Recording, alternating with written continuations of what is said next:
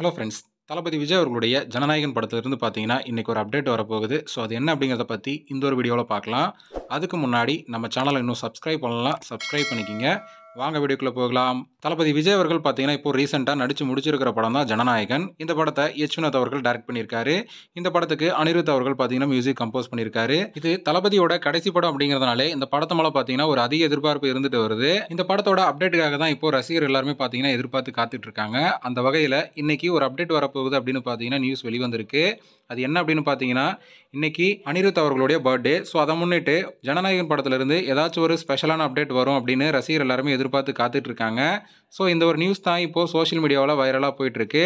ஆனால் எந்த மாதிரியான அப்டேட் வெளியாகும் அப்படின்னு தெரியல. ஆனால் இதில் இன்னொரு நியூஸும் வந்திருக்கு. அது என்ன அப்படின்னு பார்த்தீங்கன்னா, கரூரில் நடந்த துயர சம்பவம் அது எல்லாருக்குமே தெரிஞ்ச ஒரு விஷயம் தான். அந்த ஒரு துயர சம்பவத்திலிருந்து இன்னும் மீண்டு வராமல் இருக்கும் நிலையில் படத்துல இருந்து அப்டேட் கொடுத்தா அது தப்பாயிரும் அப்படிங்கிற மாதிரி பார்த்தீங்கன்னா படக்குழு யோசிச்சிருக்காங்களாமா.